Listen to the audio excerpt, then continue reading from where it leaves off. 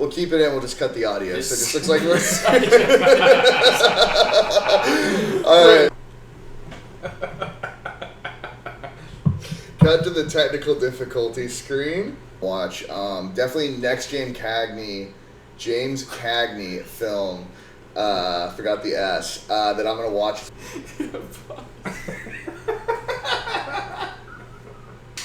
Welcome to Overexposed, everybody. We got a really special episode for you tonight. We got a new producer in the room, producer Griffin. We'll put his, producer tag on the video. Motherfucking Griffin on the edit. Yeah, a true legend. But we are covering Bleak Week in line with the American Cinematheque, yes? Cinematheque, excusez-moi.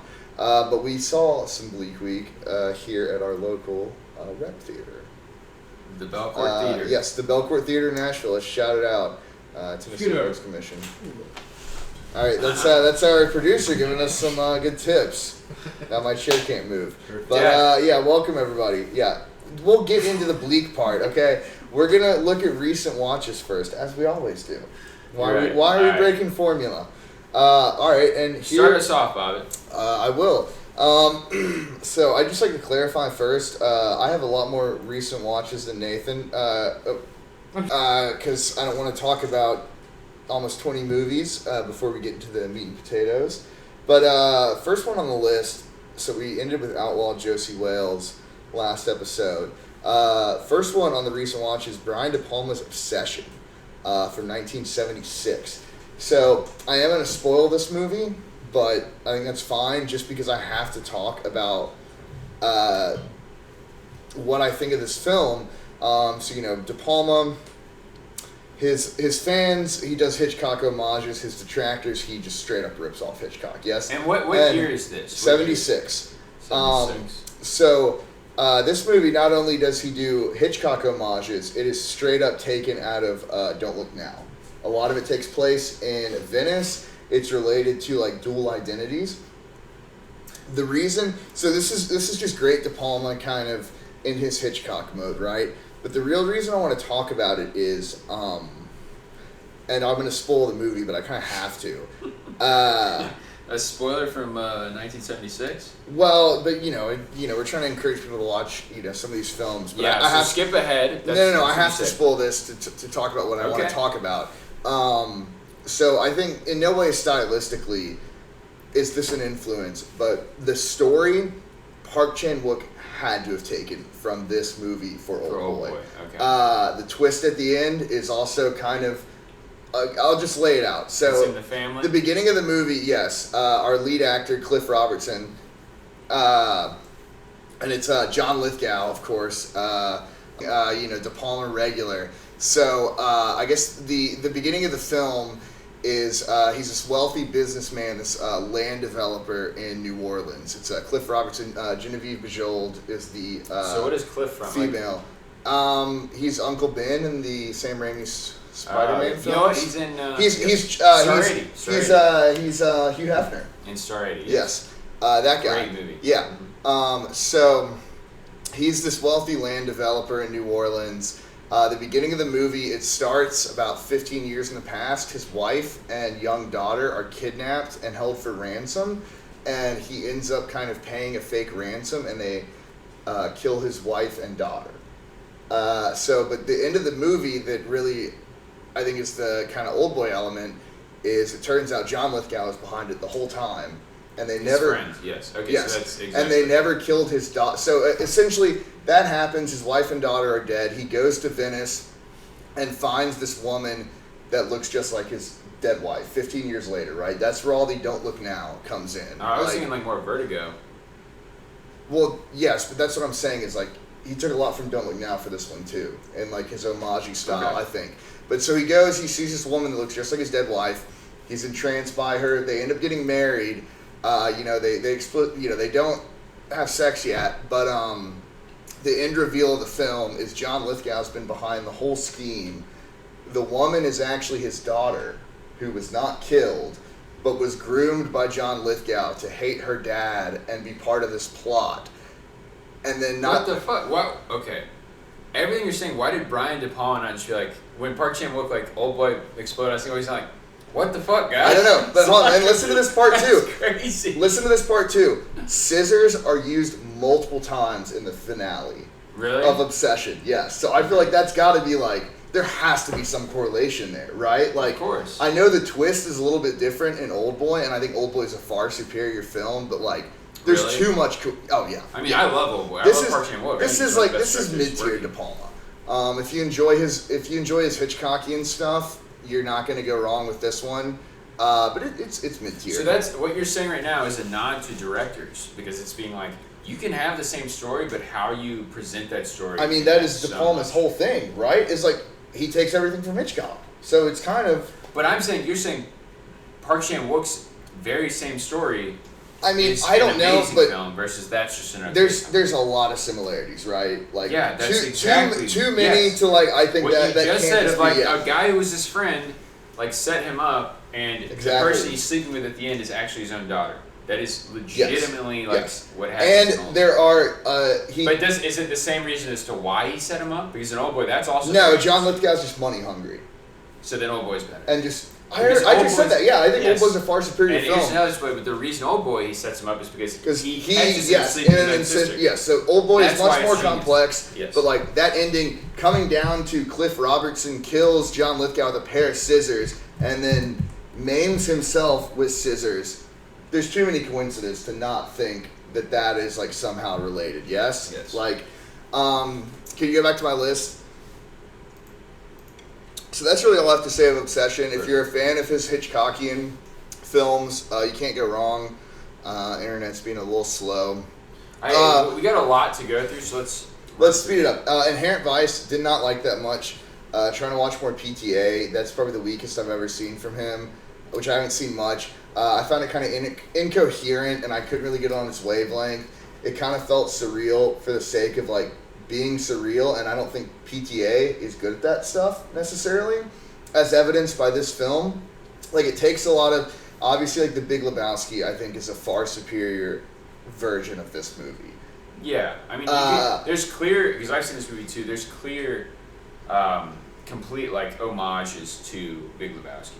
Like, when it goes into that story, it's hit, and the music and the way it's done, I mean, it's for sure, but, like, Big Lebowski's irreverent, right? I think that's a good term for it, but it's funny. I don't find this movie funny at all. I liked it more than you did. You did. I was not a fan of this one. Okay, we can keep going, Griffin. Don't rush it too much. I don't know. Okay. Well, yeah. You do have a lot. So. I do. I have a lot. And we have 18. I'll just 18. I'll blow past the next few. Let's go to Angels with Dirty Faces. 1938. Michael Curtiz film, director of Casablanca, White Christmas. I don't know. I wanted to watch some James Cagney, some of these old 30s gangster pictures, and this one did not disappoint. I was a big fan of this one. I don't know. I've been kind of finding something comforting in these like really old films, like the 30s. This one is great. I would implore everyone to watch it. James Cagney, I'm definitely becoming a James Cagney stan with this one. And like I said, Michael Curtiz, director of Casablanca. I wanted to find a 1938 crime film that, like, you know, really, and this one didn't disappoint. Can I just say, like, it looks like, and this goes to you too, Griffin, it looks like such a chore to watch a film from the 1930s, but it's boring. And then you start it, and if you give it like 5 minutes of your time, you're like, wait, this is fucking They're awesome. so engaging. It's it's classic crazy. Storytelling. It's classic storytelling in the most comforting way. Cause it feels like these movies, like, you know the beats, right? Because it's like very well done. Yes, just like executed at the top. This movie's incredibly well done. This is the first of kind of my 30s watch I've been going on. I only have one more in this list.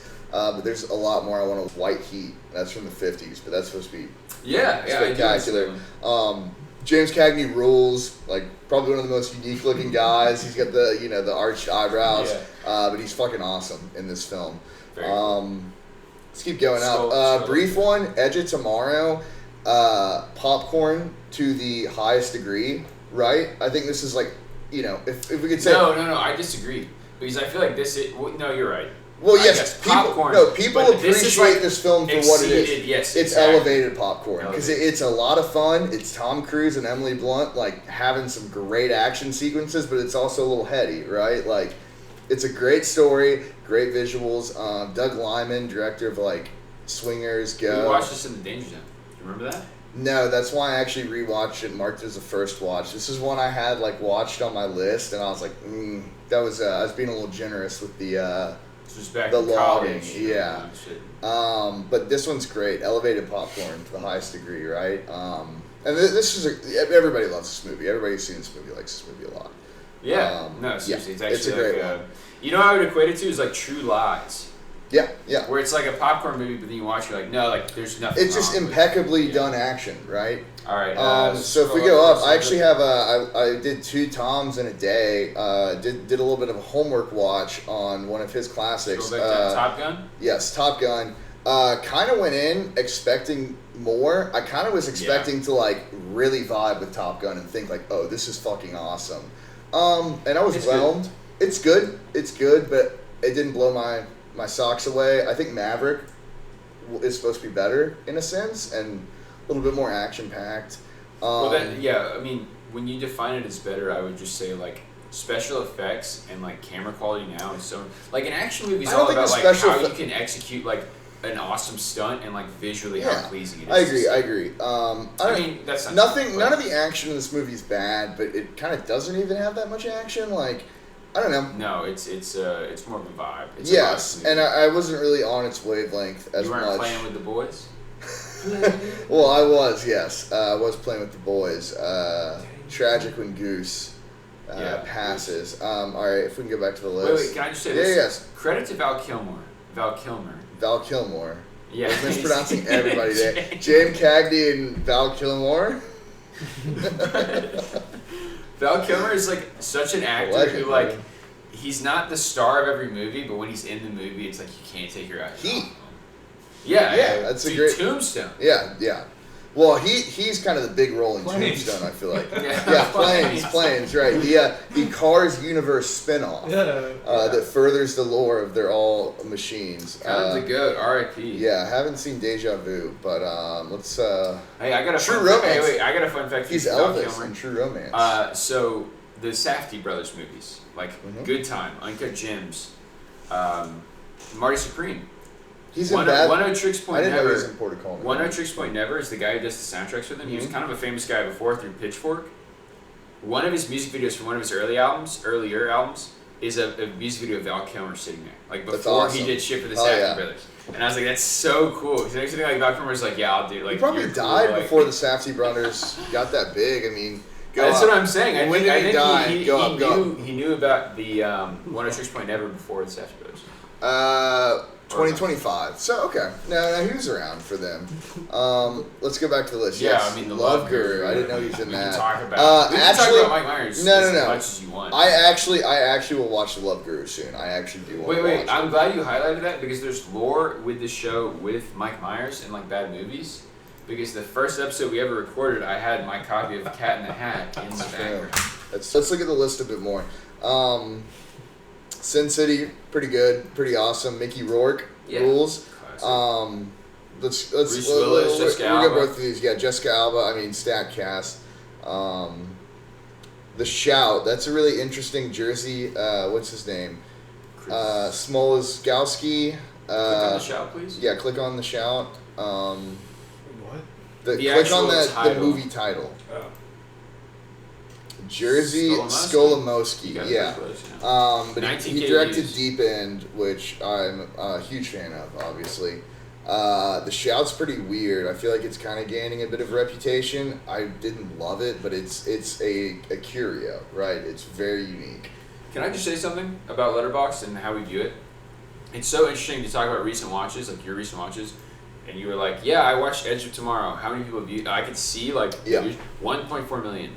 This movie that you also watched, 19K. Yeah. Like, think about, like, the max. The disparity, I know. That's kind of why I love it. And I kind of try to, I know we're going to do these recent watches videos, so I do kind of try to watch stuff a little bit more on different scales to kind of get a more varied, I don't know.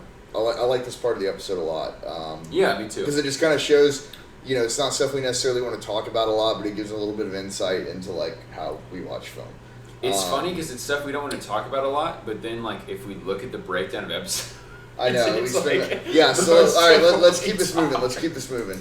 All right, so what do we have next I actually want to talk about?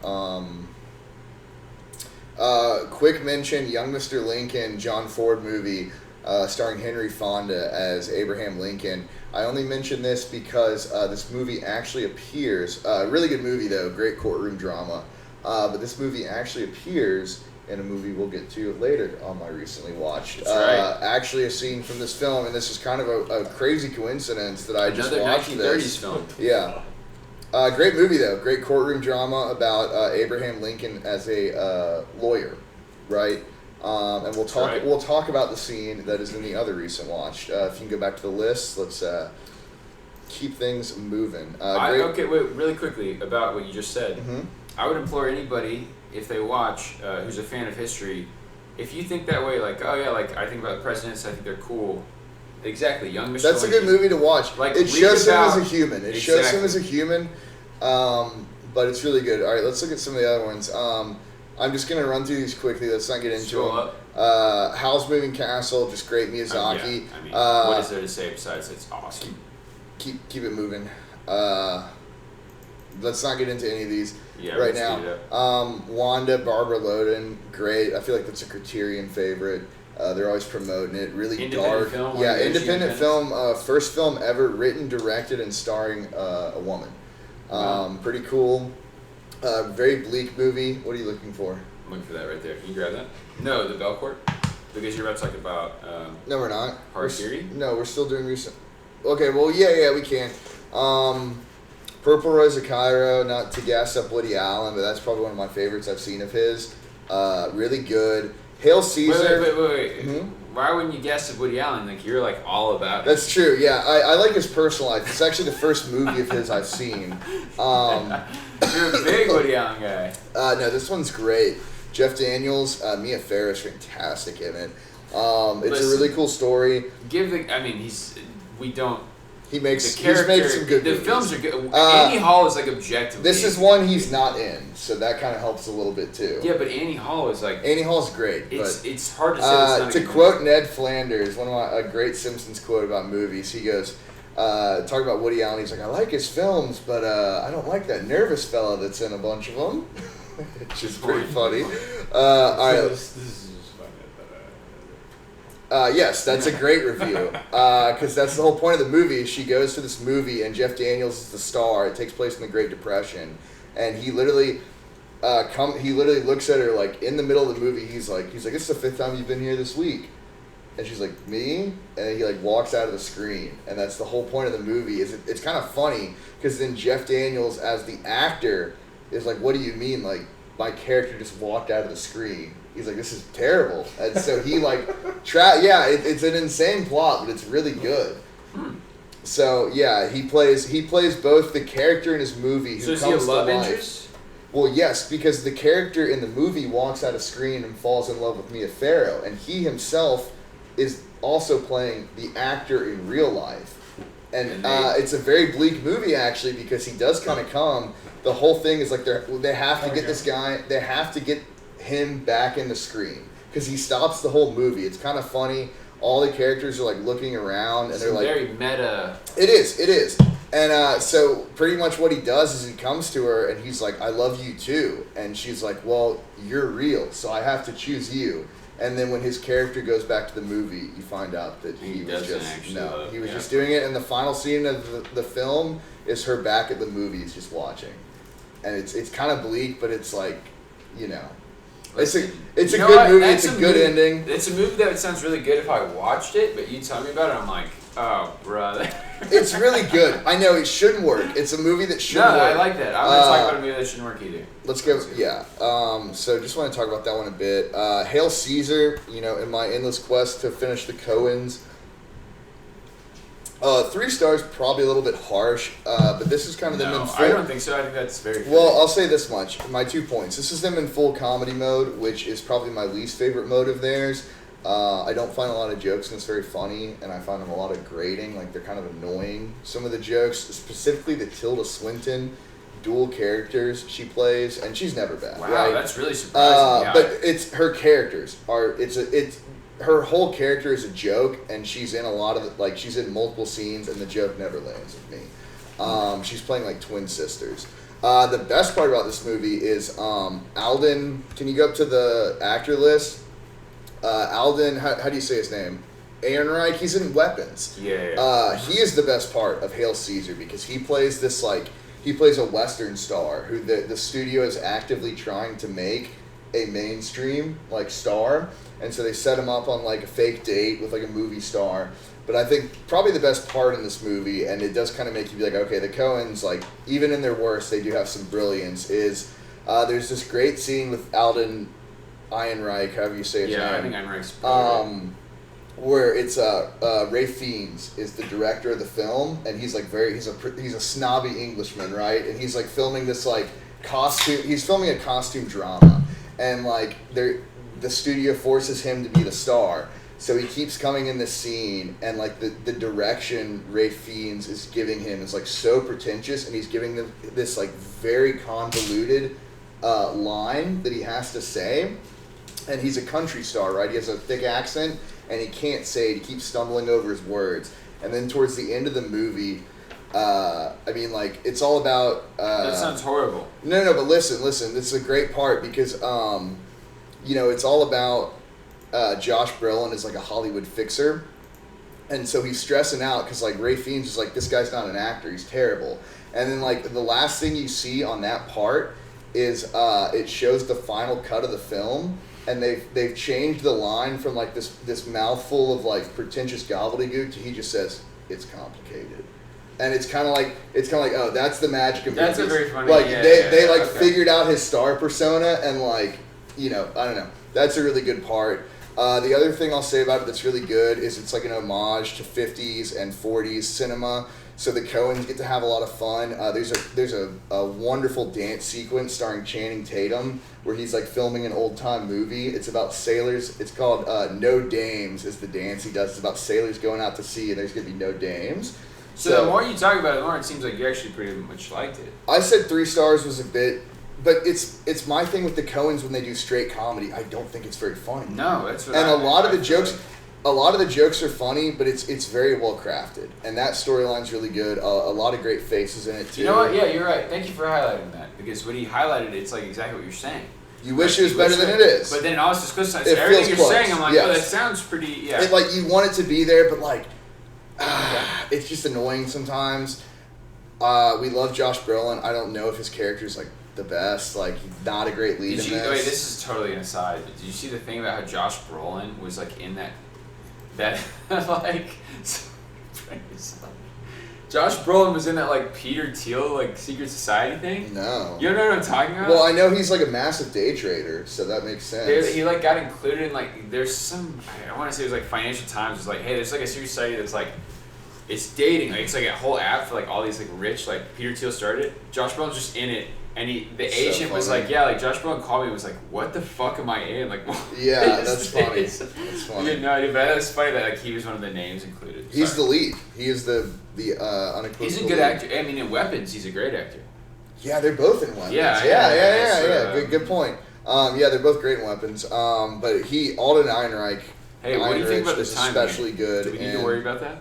Let's run through these last one quickly. All right. We'll talk about Harakiri segment into the next. Yeah, that's a good idea. I'll just talk about Eddington. No, go. Yep. Nathan, one he's been imploring me to watch forever. I literally just watched this 3 hours ago, maybe.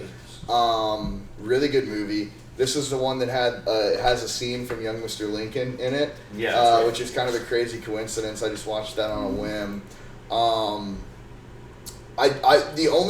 only complaint I would have about this film is I do find it heavy-handed at times, but everything else in it is just superb. The gunfights are so incredibly good in this movie. Especially the big climactic finale. I think the ending is so dark. All right, go down. Yeah, these are people I follow as reviews. See, this is what's so funny. Is this movie has a bad rating. It has a very mid rating for a very prominent director of the time, and the number 1 review is a 1-star review. What do you you just watched it, and I don't mean to I think that's kind of would you really give that movie a 1 star, even if you disagreed with what it's saying? It's but that's why people will disagree. But And that guy David Ehrlich, I'm pretty sure like works for the New York Times. Like that's like a very he's a very prominent writer. He gave it 4 stars. Well, exactly. I think people. I would just say the thing about it is it's really heavy-handed. Kind of my complaint, but it feels more heavy-handed in that favor. When I think if you actually look at the movie in totality, it is all about the balance. It's all about both, but it does feel more heavy-handed to that side. But I would say this is a movie. This is a movie where you'd be like you'd watch this. God, I'm gonna sound so beautiful, pretentious. But like this is a movie where you, like the complaints. This is my response to the complaints. It's not what I think about the movie as a whole, but it's a movie where you'd be like, oh, that's a little heavy-handed, like what you're saying, and then you would turn to your friend, and your friends would be looking at their phone and like not talking to you, and you'd be like, oh wait a minute, like this is actually like I think this is a film that would be talked about like in years to come. Would be like this is like when everything changed. Yeah. You're like, what's the deal with like this movie's all about human connection, and then it's like this movie's all about like how we're connected to our phones. It's like what happened where like everybody's human connection that we see on movies like changed so drastically. Like it's like the response to being. I mean, it's like ultra like what we're doing right now. It's like being filmed all the time. It's like your life now is not your own. Like, it's literally about both sides of the political spectrum being chronically online. It's like social conditioning. Being rage baited into like. Yeah. Yes, but I think it's shot beautifully. Like just like the gunplay in it. That's a weird way to say it, but it's beautiful. It's like a symphony. True Western. Yeah, the way there's a lot of gunfights in the film, but they're never up close. They're all shot from a distance. We don't. My recent watches. First off, Amores Perros. You know what? People call this, and people who are true fans of this movie do not call it this, but. Some people I've heard it say is like Pulp Fiction.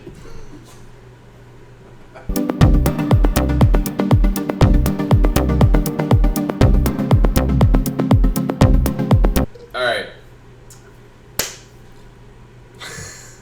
Amores Perros. Some people compare it to Pulp Fiction, I've heard. But it's like Mexican Pulp Fiction.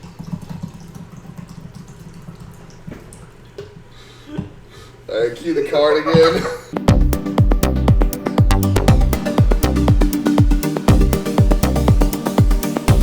Amores Perros. Directed by Alejandro Inarritu. Who made The Revenant? Yes. So you've recently quite enjoyed some of his work. This film, people love it. I mean, it's like highly regarded. It's in the Criterion Collection now. They call it the Mexican Pulp Fiction. You know what? I liked it. I didn't love it. I mean, here's a fun fact about this film. I'm trying to run quickly through my recent watches, but it's okay. The most dead dogs you will ever see in a movie. Ooh. But no animals were harmed in the making. It doesn't make sense. Like you watch a movie, it's like maybe they just found dog corpses. Spoiler alert, I guess. I mean, it's like the first 10 minutes of the movie. There's a lot of dog fighting in the movie. Like the movie kind of centers. Okay. It's 3 different stories around a car crash.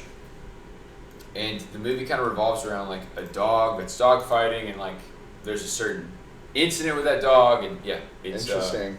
It's good, but can I go on a slight Inarritu tangent? What do we think about Birdman, his Best Picture winner? I haven't seen. I don't want to claim that I've seen it. You haven't seen Birdman? I saw it a long time ago, but I was like very. I remember a lot. Inebriated, so I can't say that I've seen it in that sense. I feel like it's one that hasn't aged that well, but it's cool. It's all done. It's all done in one shot, the concept of it is actually very cool. Yes, and we love Michael Keaton come back. Dude, Emma Stone, Zach Efron. I mean, look at the whole lineup. Ed Norton. It's fucking awesome. I mean, and you know what? Like you said, I've seen The Revenant. The Revenant is incredible. It's like very well shot.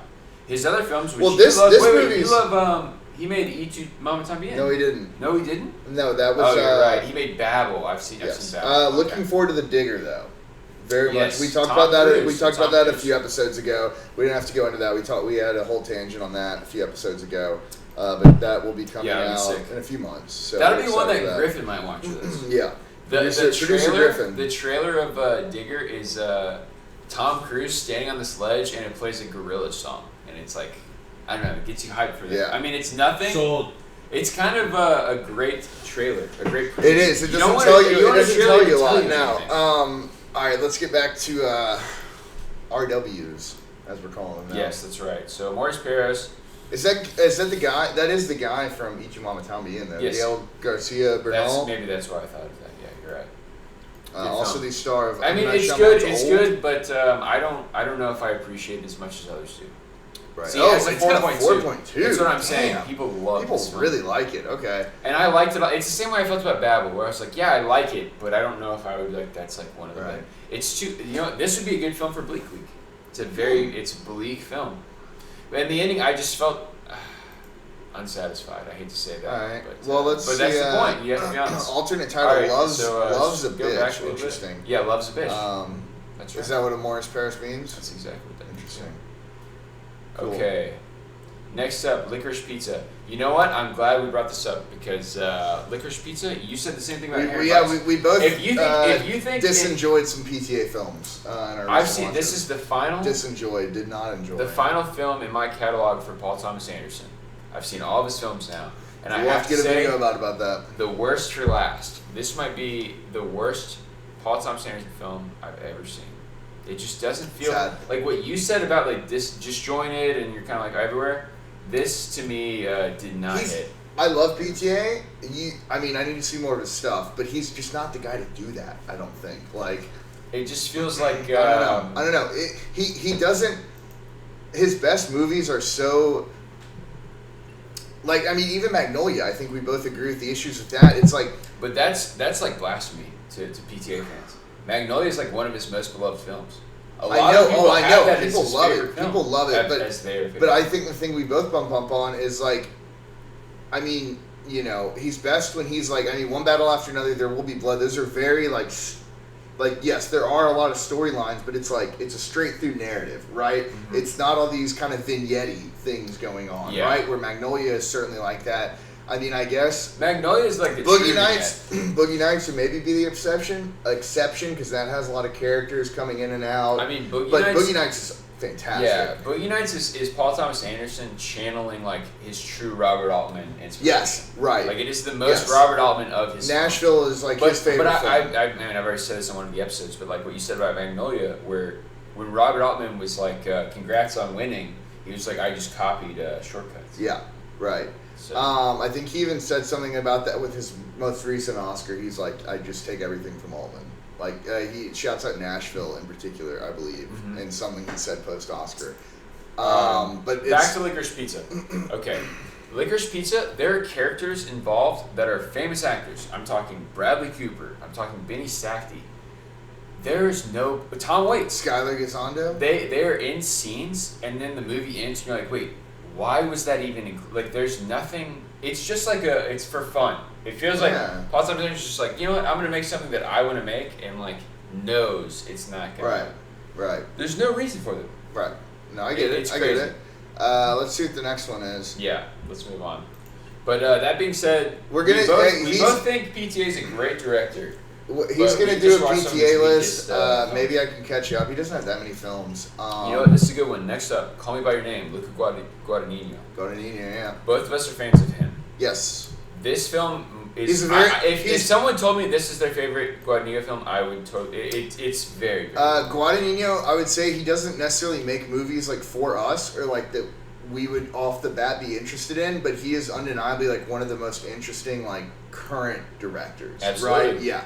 Like Challengers, like I loved that more when I saw it. But like it's undeniably like there's a lot of cool stuff in that movie, and like the direction is very interesting. Pushing the boundaries of what's. It's we talked about Park Chan-wook a little bit earlier, and I feel like what Park Chan-wook does in editing, Guadagnino, especially with Challengers, does in like kind of special effects. We need to watch what the cameras do. We need to watch his Suspiria remake. Yeah. It's really long, and I for many years I thought it was blasphemy because I am obsessed with the original. Suspiria. And it is like, in a sense. That is like an essential Giallo films. And not even Giallo. I would not. It's in the Giallo community, it's not considered Giallo. It's supernatural. But just in the horror community, that's a quintessential. Argento, that's a quintessential text. So for him to remake it, but I've heard he takes a different angle. It's a lot different from the original, but it's a hard movie to remake too because the original is so just built on like camera work and like vibes. You know what I mean? Just pulling you in a little bit closer because you're kind of getting out of frame there. All right, let's keep looking at the list. Next one is a one. Wait. Let me say something about Call Me by Your Name. Sorry. I'm not trying to. No, you're right. I'm lingering. Yeah. Call Me by Your Name. Production value may have gotten better, but it's summertime right now. We're filming this in June 2026. It's summertime right now. That is a quintessential summer movie. Looks like they're in Venice. You feel like you watch this film. No, they're in rural Italy. Oh, okay. And I guess you watch this film and you're like, wow, that would look like it feels amazing. There's like, at a nice house, a nice estate. Can you scroll down to see the cast?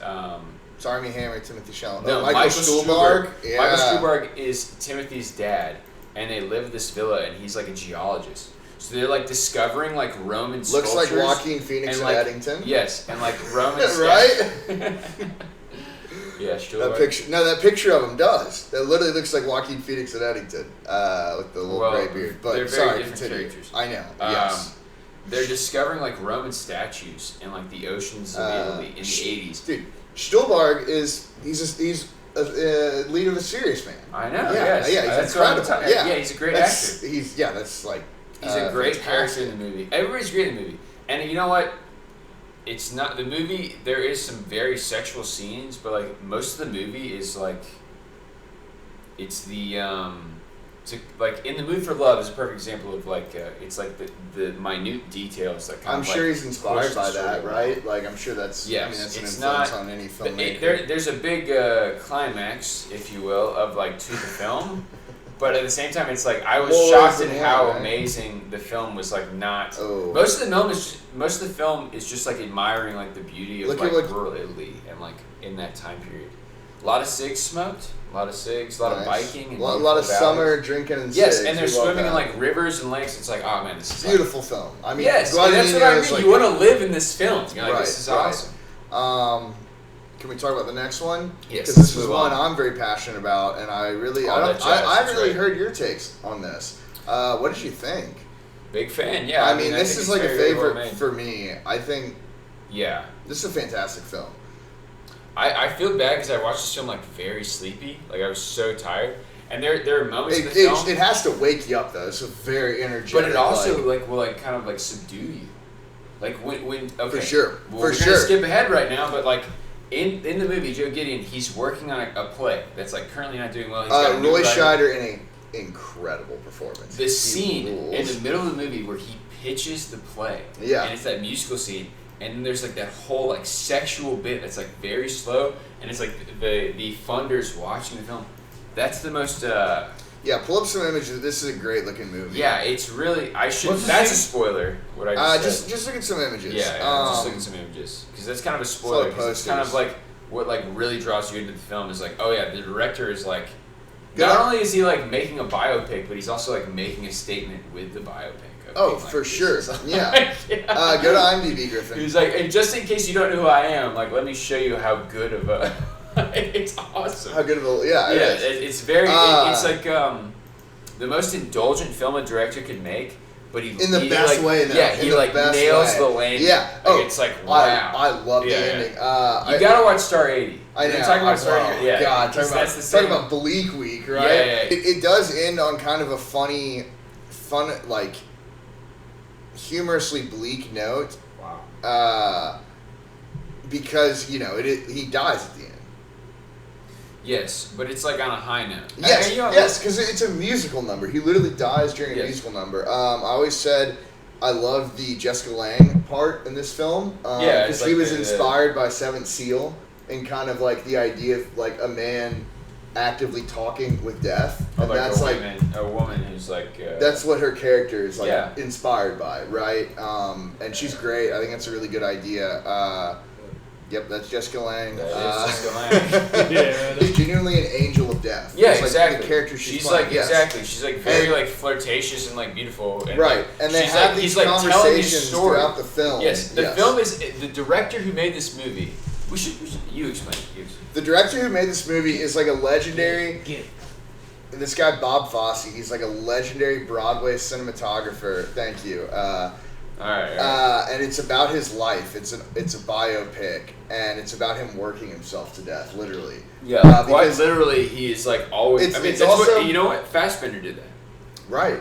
Like I heard an interview with Wim Wenders, and he was like, last time I saw Fassbender was that movie Room 666. Yeah. And like he was like, that guy worked himself to death.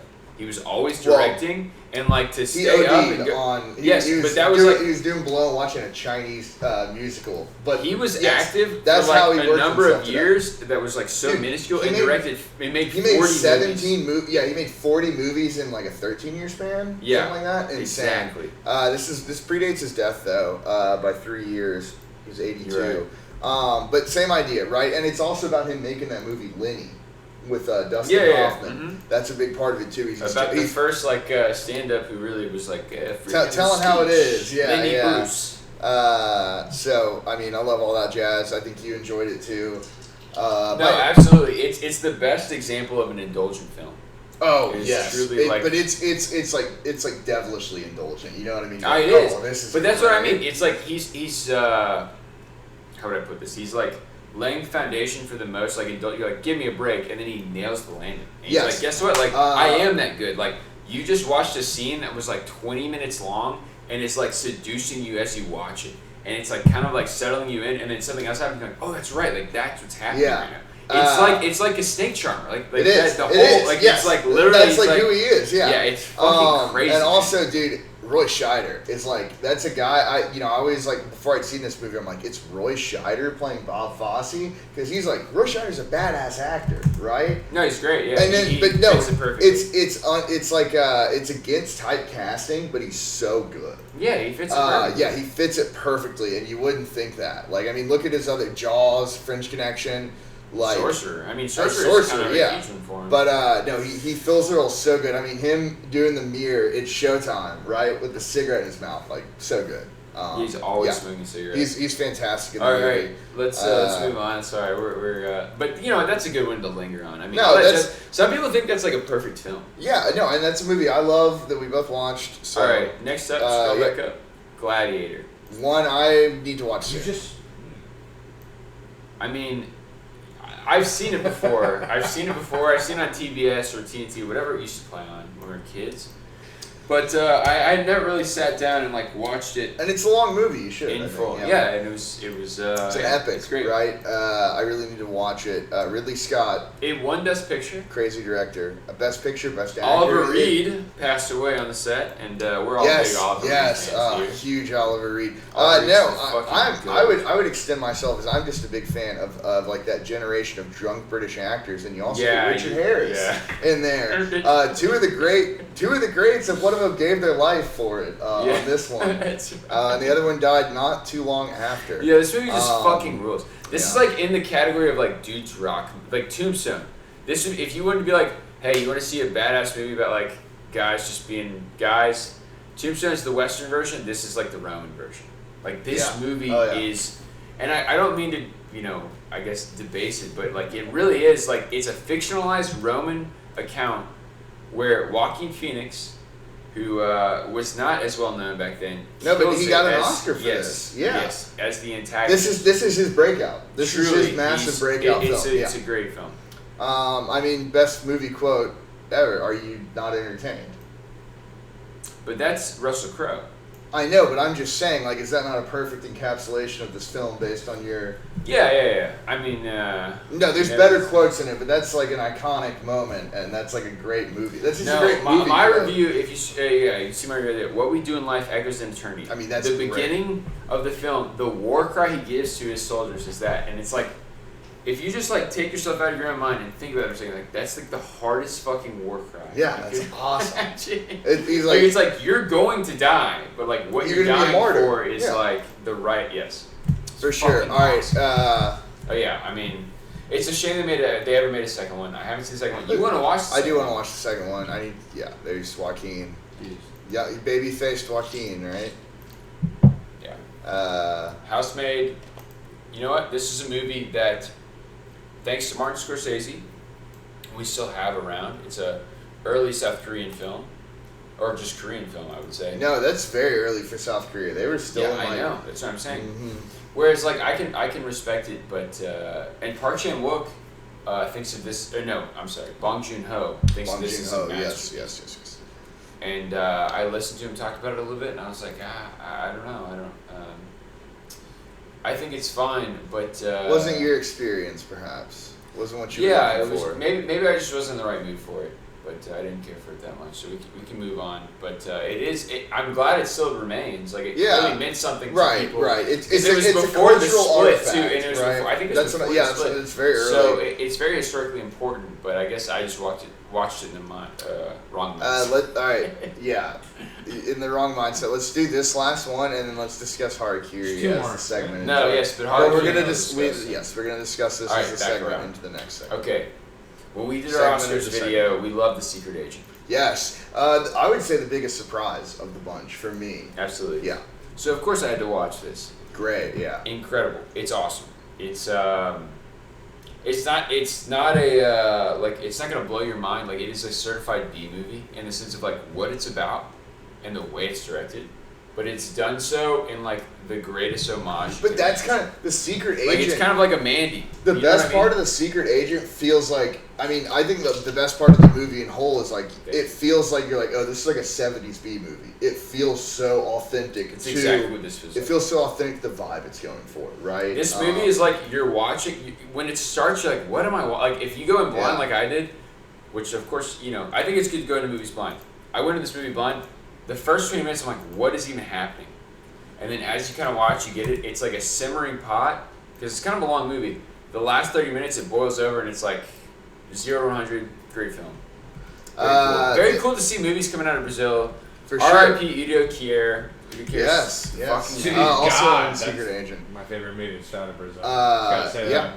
City of God. Great shout. Absolutely. This or Secret Agent? Secret Agent. Go. Secret Agent is just a more interesting film. But I think Background, like, that being said, still watch Background. I still think if like Secret Agent was just like trimmed down a little bit, it would be like unequivocal. But that's what's so cool about this. It is, yeah. He's like the guy who's just like, what, this looks sick. I'm just. But you know what I mean, though. It is like, I don't know. I'd say that's the biggest. No, it's the first. No. This is the Best Picture nominee last year. Yeah. Loved this. We were very pleasantly surprised by this one. Mm-hmm. It's long like his other movie. This one's really long actually. This was like 2 hours 40 almost. 3.8's. I think you and I still. I think that deserves a higher rating. You can't, even if it's not your thing. It's hard to discount a movie where the director's like, oh, you're clearly like have a vision. Yes. You're just focused. Oh, and it's also clearly like, oh, you're like a master of the craft. Even if it's not, it's not gonna be for everybody, but you're like trying to find that niche. It's like sick, man. There are fewer like. I think The Secret Agent, like I said, is like, it obviously takes place in the 70s. I struggle to think of a better movie that actually feels like if you watched it blind, you'd be like, oh, this was actually made in the 70s. Yeah, like 100%. It feels so authentic. It looked like, that's the best quality of it. It's great. So if you like that Background, I would say is like a comparison to that same style of like, there's things you watch, like the opening scene is shot. So I guess this can't be a spoiler because the opening scene is shot from space, and it's just space like panning into Earth, and it plays this awesome Brazilian song. There's no reason for it. Right. It's just vibes. Yeah. You're like, that was sick, and you're like, wait, this has nothing to do with what we just watched. It's very cool. Awesome. All right. Well, let's use that as the end point into our next segment, the meat and potatoes of like. All right. Okay, so we're covering Bleak Week, and I think the most important thing we have to discuss is like when you think of Bleak Week, what do you think of? Like, well, I was going to get into that. It's cinema of despair. So to me, I think there's a little bit of a difference between bleak and hopelessness. I think bleak can be a little bit more subtle. I think there's a lot of bleak films out there, but for the purpose of this exercise, I kind of like discount movies that are very bleak in general, but end on a happy note. Because to me, bleak is the idea of like, it doesn't get better. Or that's where I struggle. And bleak is opinion. I was going to say, you said the hopelessness bit, and I was like, I feel like hopelessness and bleak can be like synonyms. Like it can be. They can, and I guess because it's like the thing I'm saying is literally hopelessness because it's the idea of like it doesn't end on a good note. But it could be in the case of like things are outside of the character's control. For sure. But I mean, I think it's something.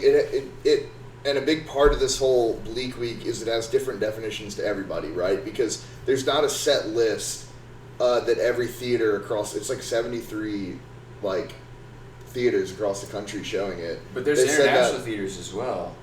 Well, I think that included. Okay. But the internet, it's like London and Montreal Cinema and some in Canada. But 73 theaters across the world, I should say, are doing this. All of the same arts, historic theaters. But there were some parameters, but it was largely the programming was left up to the theaters themselves because I think right. Bleak this means is a little the 5th something year. different. I think it's everybody. The 5th year. Yes, it's the first year the Belcourt has done it here though. But to me, for me to find a movie truly bleak, I think a lot of it's cyclical too.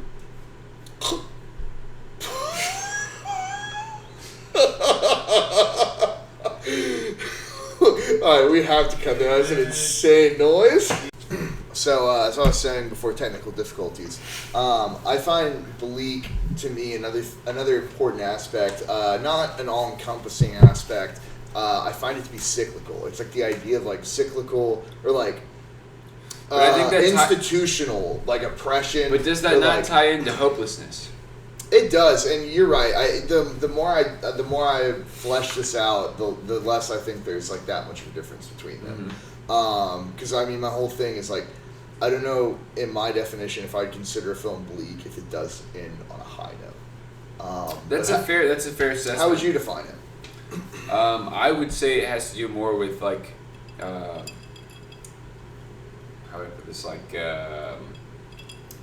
effects. Like characters are affected by things outside of their own like controllability. Like they're not able to control what's happening to them. They are, and it's the idea of like what you said. Cyclicalness of like this is likely to repeat. But I think even then, we discussed earlier when we were walking your dog, Taxi Driver. And now Taxi Driver, very bleak film, and I think ends on an incredibly bleak. Is that one of yours? I'm sorry if I. No, it's not. It's not. But I think this is a good. Yeah. But that's what I was saying. Like it's like, while you say like it needs to end on a bad note, that doesn't technically end on a bad note, but at the same time. But I think the interpretation of it is incredibly bleak. Yeah. Yes.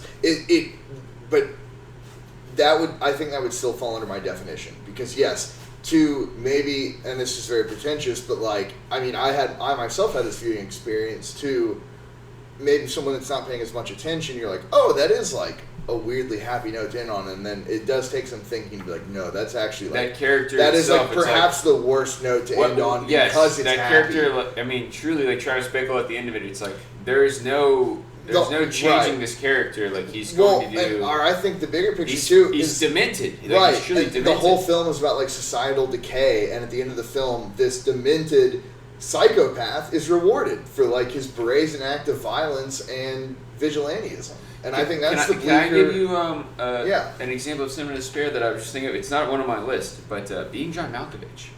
Yeah. That's a good one, right? Yeah. The Cameron Diaz character? Yeah. Dude, the John Cusack character. Yes, all of them. Think about the ending of the film. A film about escapism, which is very bleak. Yeah, for sure. Okay, there we go. So that's a good example of that is a great example. So to give some more context, so as I said, there's certain parameters, but each theater curates their own selection for Bleak Week. Yeah. And we went to the first screening, the first Bleak Week film, which sold out theater.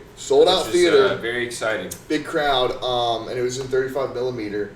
Looked like a very old print. Harakiri. Yes. Which I think we both found to be a masterpiece. And incredibly bleak. I was gonna list off everything else they're showing. Masaki Kobayashi, starring the legendary. Now I can't remember his name. Takase Nakada? Yes. No, that's right. Nakadai, Nakadai? That's his last name, but yes. Tatsuya Nakadai. Yes. Or Nakade. We'll cut some of that out. No, we won't. I'm leaving that in. He's actually in 2 of the Bleak Week films because they also have a face of another. Yes, but that director and that actor. Human Connection. Yes. Yes. Human Condition. I haven't seen it. We're keeping that in as well. This is the Human Connection. Yes. Continue. He also directed Quiet On. That director is like a very prestigious director. So Sure, I was glad we got to see that in theaters. The highest rated narrative film on Letterboxd. Correct. No, the highest rated thing on Letterboxd. Period. Yes. That's right. Not just narrative film. I think we were kind of crammed in there like sardines. We were. So that was kind of tough, but it was fantastic. Obviously a masterpiece. And it was, so like you said, it was included in the introduction to the Cinema of Despair. The next film on the list was Dancer in the Dark, which I think fits the subject more. I was going to say, but kind of an intro. Can I just say an introduction to our segment? So as I said, all these theaters curate their own selection. So kind of the whole thing we're doing is we curated our own selection. But let's talk about what the Belcourt programmed first. For there, yeah. So started with Harakiri. This is a film every day. We only did 5, just to keep it short. They did an entire week. So started with Harakiri, Dancer in the Dark next. Well, okay. Well, should we talk about them all? I say we just run through them. All right, and then get to ours. And we have more to talk about ours. Dancer, obviously an incredibly bleak film. You've seen it. You always say that. 7. Next one, a bit more mainstream popcorn, but also an incredibly bleak film. The Turin Horse, Belcourt. That was actually one of the parameters this year, is it had to have a Belcourt film in it. When we spoke to the Belcourt, one of the Belcourt employees, they said one of the parameters was that they had to have a Belcourt. We've not seen any Belcourt, have we? No. But we didn't want to see the Turin Horse as like the first film in, because it's one of the longer ones and slower ones. I think Workmeister Harmonies or Santango? Yes, something like that. Yeah. Which I said to Bob when we saw Harakiri, I was like, I know that director, who's passed away, Belcourt, works a lot with Laszlo Krasner Horakai. And he just won the Nobel Prize like this past year, so maybe that's why they had to include that as a parameter. Yes, if we're looking down, we have the programming sheet here, so that's why. That's why we're... the next one they did was WALL-E, which was kind of our biggest question mark, and I do think it has a bleak view of humanity, but it's a lighter film. Yeah, a great film. Nothing bad to say about that. The next they did a black and white showing of Frank Darabont's The Mist. One neither of us has seen, but I would really like to watch it. I'm interested they included it in that. Mm-hmm. Then A Face of Another, fantastic film we've discussed on this podcast, and then Come and See, right? One of the most legendary. That is the legendary most bleak on this film. List. I would disagree, because we're gonna get to the final one, which took a spot on my list. All right, we'll get to it.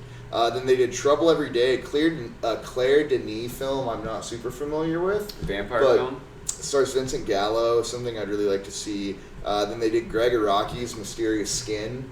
I think one we both like to watch as well. Well, I think even though we have some discrepancies with WALL-E, I would say this is fantastic a good movie. overall. Yeah, it's a good overall list. Oh yeah, it's a great curated collection. It just shows how and lucky then we already have. They ended Bleak Week on one of my favorite films of all time, one of the bleakest movies ever made, Twin Peaks: Fire Walk with Me. Yes. So I think that is a very fitting ending to this series. But those are the Belcourt's curated list. So we have done 5 of our own. If we had a cinema, perhaps, and we got to program a week of bleak viewings, maybe we toss off one each. Sure, let's do it. So what are we starting Bleak Week with? Or I'll go first. Okay. Of Robert Altman's 3 Women. That's your starting? I think so. Maybe not the bleakest film of my 5, but I do think it's a really bleak movie through and through. The performance is so incredible, but so tragic at the same time, right? Like Shelley Duvall, especially. That's just like a heartbreaking performance, or a heartbreaking character, right? Yes, she's so needing of other people's.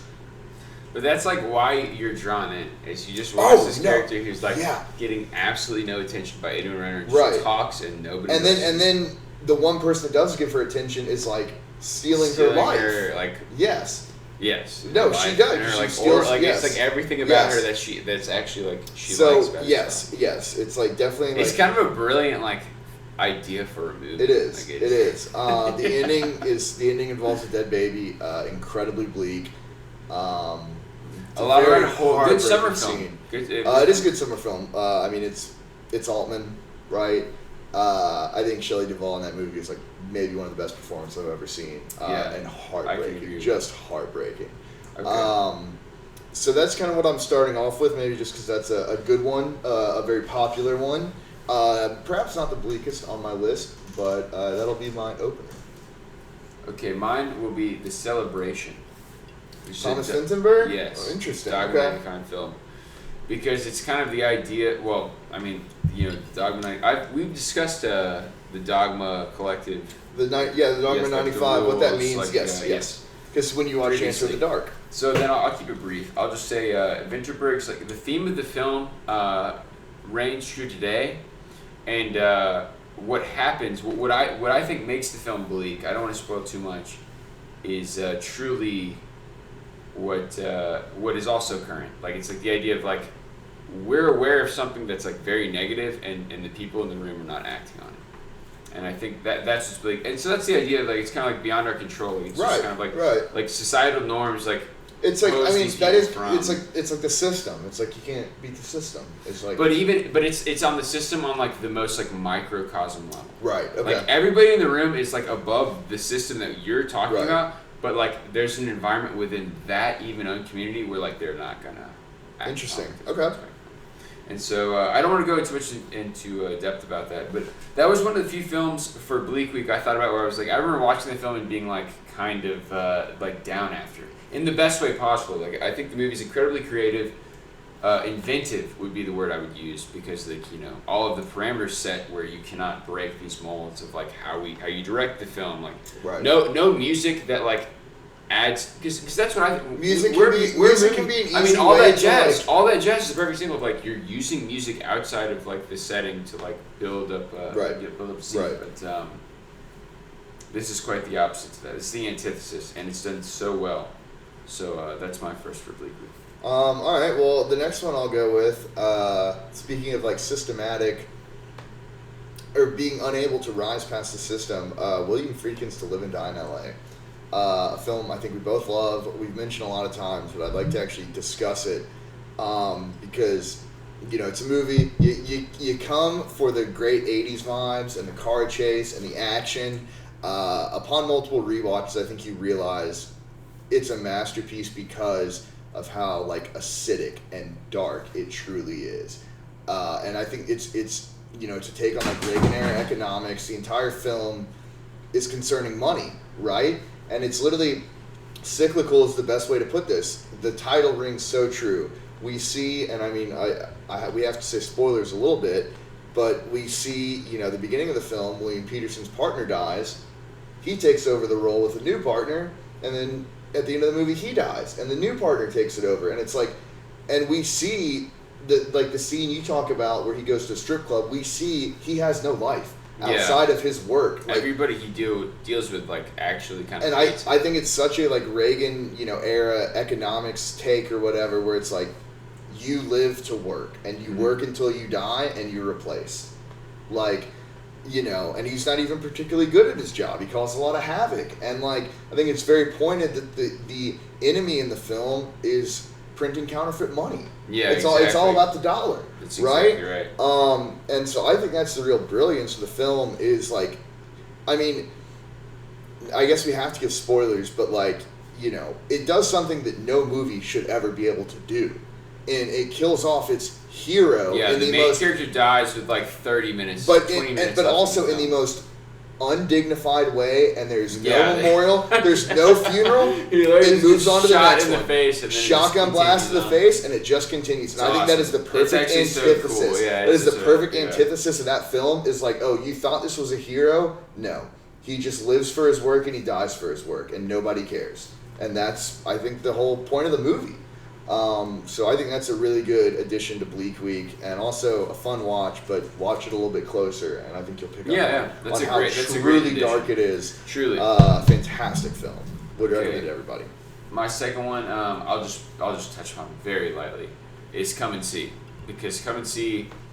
That was one in the Belcourt. Exactly. But you have to, I guess. I mean, that's one where when I think about, like, what Bleak really means, it's like you watch that film and you're like, that's the best depiction of war in the worst way possible. Right. Because it's war on the sense of, like, what you don't, like, epic battles, those are there you could argue there's a portion of them that are kind of fun to watch. She's like, wow, it's so amazing. This is more just like the slaughtering of the countryside before the epic battle or after. You know what I mean? This is like the rewards in the most like parentheses, way where it's like they're just reaping, like they're just destroying people who have nothing to do with the same place. Right.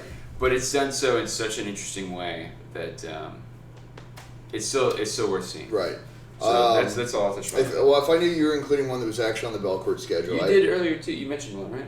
Well, you said Firewalk with Me. I'd have to. I mean, that's one of my favorite films ever, and it's absurdly bleak, even for Lynch. I mean, that's his darkest film. Yeah, by far. Sure. It's like a horror film. Yes, it is. It is genuinely a horror film. So next one I try to do some interesting picks. I think this is a deeply underrated film, not always discussed, and that's John Schlesinger. Day of the Locust, 1975, I believe. Kind of an unknown. Very underrated, I would say. It's an incredibly bleak portrait of Hollywood in the golden age, but obviously a message that rings true to this day. It's certainly about a system using and abusing people. Does not end on a high note, ends with Donald Sutherland being ripped to shreds by an angry mob. Homer Simpson is the character he plays in that film. Yeah, that's right. That's right. His name is Homer Simpson, which is really funny. Which is hilarious. But then, there's the whole part about they build the elaborate set and it's falling apart, but nobody wants to step up and be like, hey, this is unsafe, and it does collapse. And, exactly. Yeah. I mean, it's a great film about it's a double entendre because it's kind of about how fractured Hollywood is, but at the same time it's kind of this is representative of the greater structure. It's a searing take on Hollywood, certainly, and kind of the darkness. But then also on kind of the greatness of America, on a greater scale. Right. Certainly. I mean, I think that's kind of a through line with these bleak films is they may have a very specific subject matter, but the ideas kind of go through to a larger range, right? Okay, that's a great one. That's a very good addition. My next one is Fargo. And this is a movie you care deeply about. I love Fargo. But I think of Fargo as such a dark film in the sense it's somebody trying...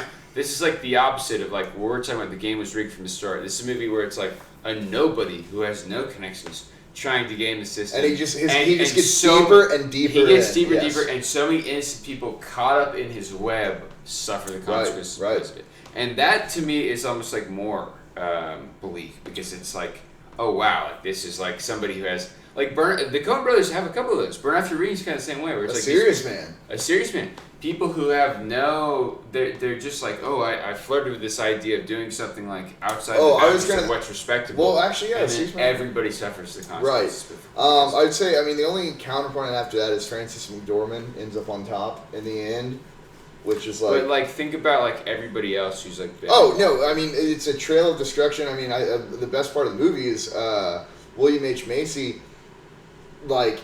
is trying to dig his head out, and he just keeps going deeper, and more people keep getting hurt because of his ineptitude and what he's doing.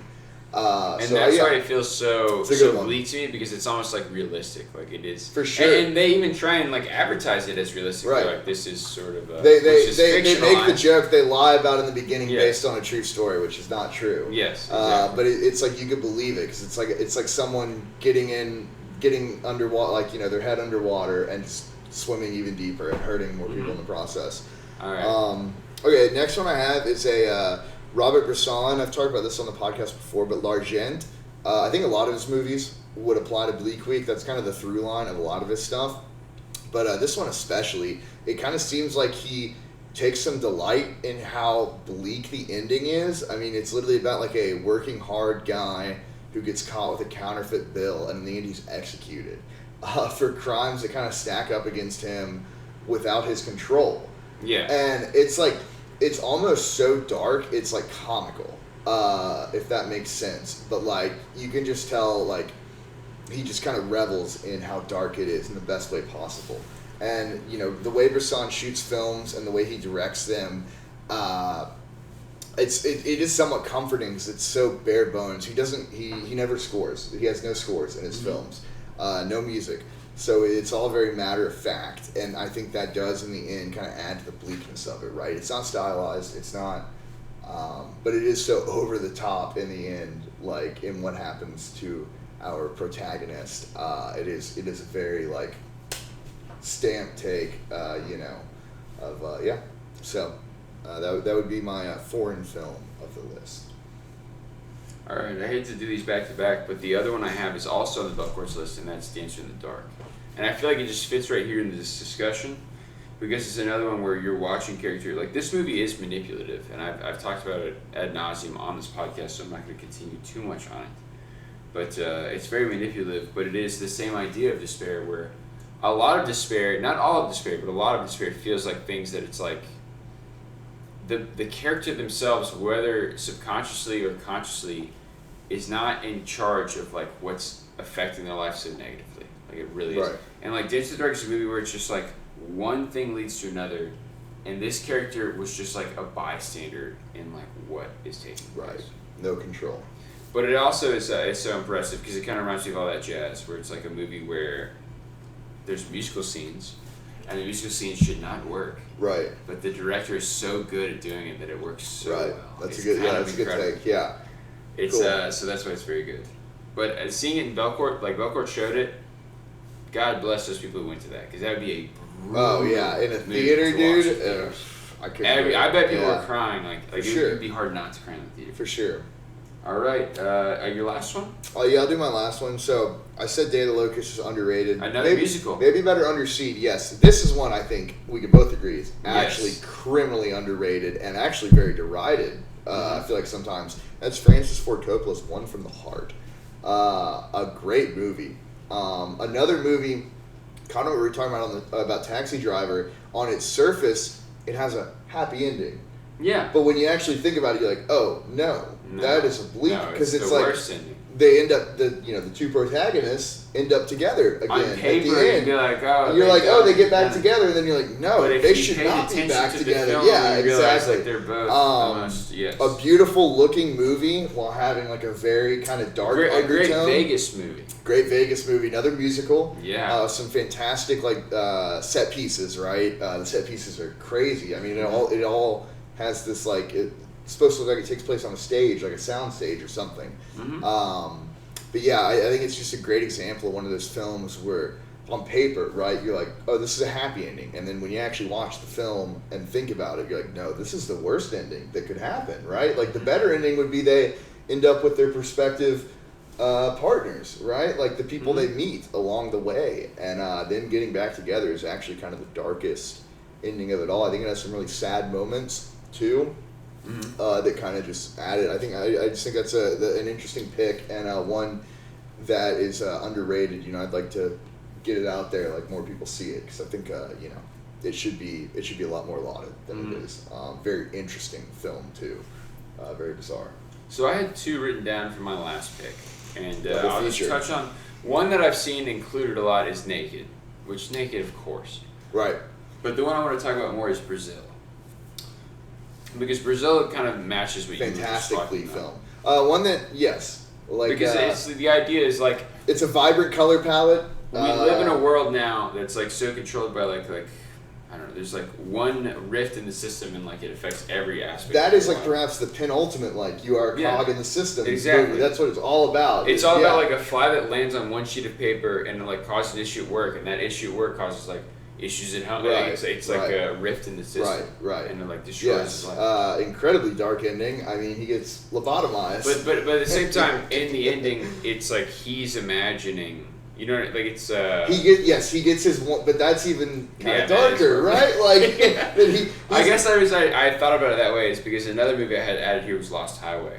But I don't think Lost Highway is as bleak as that is, but it's the idea of like a character themselves. Like you're watching the movie through the eyes of a protagonist that it's not I would trustworthy argue narrative. Brazil is bleaker because he had no chance. The game was rigged against him from the start, right? Mhm. Like, and I think that's the whole point. It's like he Yeah. was never gonna rot. He was never gonna not be a cog in the machine. Mhm. And like at the end, he becomes, And by actively trying to escape it, like he actively right. gets Like they can't grease the wheel on him anymore, so they get rid of him. Yeah. Right, and So I think all in all, to summarize, like we both kind of agree on what we think of despair as. Right. Despair has to do with, I mean, for the most part, like greater forces, Or Certainly, like, it's things out of people's control. Yes, Mhm. like a Deus Ex Machina. Systematic, yes. Or a Deus Ex Machina, in the case of like characters who are doing something wrong for what they believe is the right reason. Right, but I think a lot of these films like don't necessarily have a Deus Ex Machina because it's carried throughout, right? Like that's Brazil and is the like Machina is like run by humans, and it's like the imperfectness exactly. of humans. It's like the through lines come through. Yeah. But yeah, I mean, that's just kind of how we would program it. Just I thought we'd pull up some interesting films. What we think are bleak. We thought that'd be a fun exercise to kind of do something a little bit more topical. And hopefully we continue to do more topical. Yeah, for sure. Whatever the next thing comes up is, we'll try to do. I don't know what even it'll that be means. It'll be interesting to see how this one's edited. But, yeah, this one's gonna be cobbled together. Hey, you know what? For an episode about despair, it was a lot of fun. It was this perhaps the most fun episode we've made. Yeah. That's why we'll have multiple cuts. So. All right. Well, thanks, guys. Bid you adieu.